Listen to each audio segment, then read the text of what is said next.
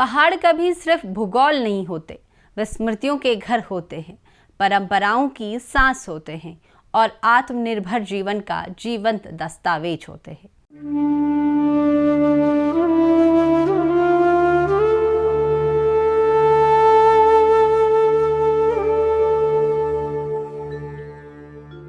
उत्तराखंड का पहाड़ भी ऐसा ही था, जहां जीवन कठिन जरूर था पर अपूर्ण नहीं।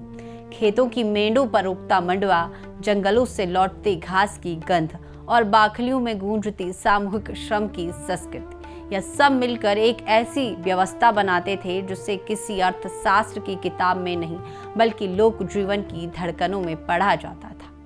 लेकिन यह कहानी धीरे धीरे बदल गई और जो बदला वह सिर्फ जीवन शैली नहीं थी, वह एक पूरी सभ्यता का संतुलन था।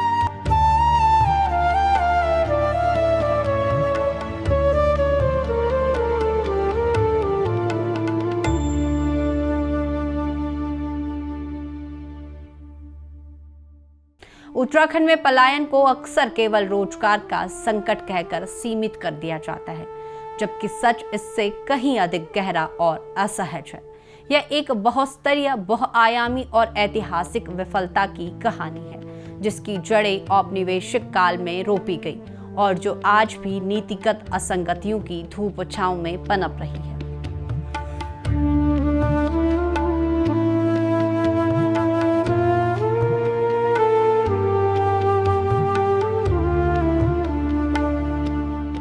अठारह 1815 के बाद जब ब्रिटिश सत्ता ने पहाड़ों में कदम रखा, तब यहाँ की अर्थव्यवस्था सीमित होते हुए भी संतुलित थी। खेती, पशुपालन और हस्तशिल्प मिलकर जीवन को चलाते थे, लेकिन अंग्रेजों ने इस संतुलन को राजस्व की दृष्टि से देखा। नगद लगान लागू हुआ, भूमि का बंदोबस्त हुआ और सामुदायिक स्वामित्व की जगह व्यक्तिगत खातेदारी ने ली।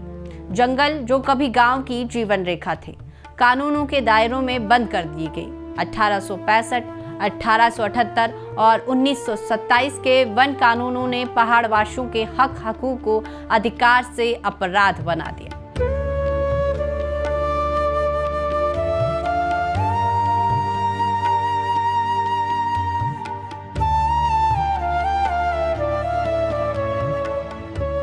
अब घास काटना, लकड़ी लाना, जड़ी बूटी इकट्ठा करना सब कुछ प्रतिबंधित था।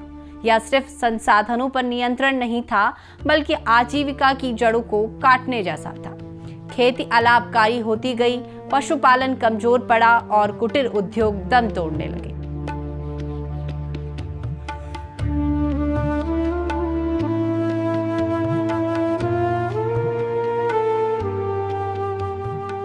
यही वह दौर था जब पहाड़ से बाहर जाने की मजबूरी जन्मी, पहले मौसमी फिर स्थायी।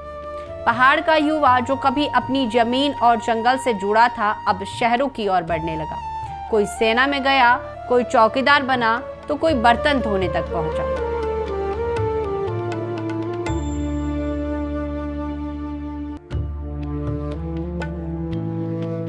यह पलायन बेहतर जीवन की तलाश नहीं था, बल्कि जीवित रहने की जदोजहद थी।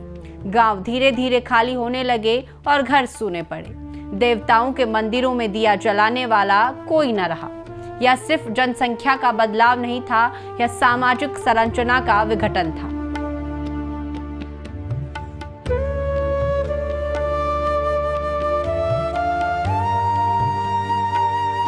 आजादी के बाद उम्मीद थी कि पहाड़ आत्मनिर्भर बनेंगे, लेकिन विकास की धारा मैदानों में बहती रही। उद्योग, शिक्षा, स्वास्थ्य सब कुछ शहरों तक सीमित रहा। पहाड़ के लिए योजनाएं बनी, लेकिन उनमें पहाड़ की वास्तविकता नहीं थी। परिणाम, खेती और सिकुड़ी, कुटीर उद्योग खत्म हुए, युवाओं का पलायन तेज हुआ। 1960 के दशक के बाद यह प्रवाह और तेज हो गया। 2001 से 2011 के बीच 1000 से अधिक गांव खाली हो गए। -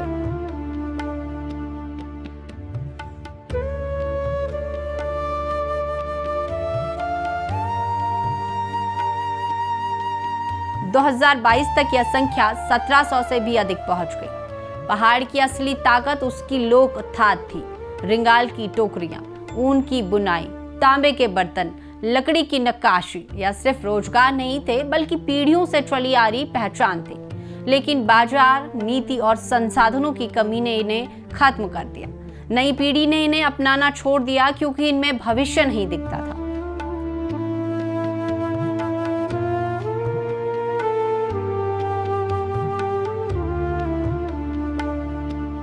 आज भी पहाड़ में मंडुआ, गहत, भट्ट, मसाले और जड़ी बूटियां उगती हैं, लेकिन किसान को उनका सही मूल्य नहीं मिलता। जो मंडुआ गांव में 40 रुपए का है, वही शहर में 80 रुपए में बिकता है। बीच में बिचौलिए हैं, सिस्टम है और किसान फिर भी खाली हाथ है। यानी उत्पादन है लेकिन लाभ नहीं, परिश्रम है लेकिन सम्मान नहीं। इस पूरी कहानी का सबसे अहम पहलू है अधिकारों का ह्रास।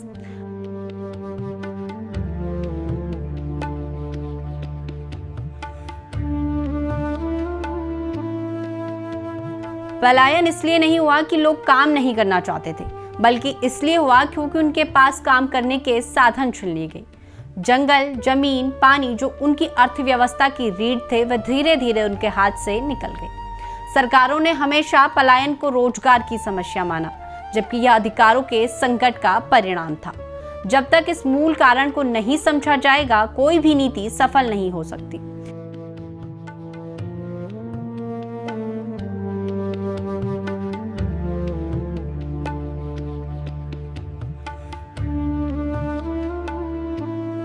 समाधान की दिशा क्या किया जाना चाहिए? वन, जल, भूमि पर सामुदायिक अधिकारों की बहाली हो। पहाड़ी उत्पादों के लिए न्यूनतम समर्थन मूल्य। कृषि, पशुपालन और वानिकी को जोड़कर समेकित आजीविका का मॉडल। वन पंचायतों को वास्तविक आर्थिक अधिकार। पलायन को रोकने के लिए नहीं, बल्कि जीवन को पुनर्स्थापित करने की नीति। पहाड़ खाली नहीं होना चाहते। यह कहना कि पहाड़ के लोग रहना नहीं चाहते सिर्फ गलत नहीं, बल्कि अपमानजनक है। सच यह है कि पहाड़ के लोगों से उनके अधिकार छीन लिए गए हैं, और जब अधिकार छीन जाते हैं तो घर भी छूट जाते हैं। पलायन कोई विकल्प नहीं था, यह एक मजबूरी थी, एक प्रतिक्रिया थी, एक लंबी ऐतिहासिक प्रक्रिया का परिणाम थी। अब समय है कि सच्चाई को स्वीकार किया जाए, क्योंकि जब तक पहाड़ को न्याय नहीं मिलेगा, तब तक विकास सिर्फ एक भ्रम बना रहेगा। और शायद किसी सूने गांव की टूटी बाखली आज भी यही कह रही है, हमें योजनाएं नहीं, हमारे हक लौटा दो।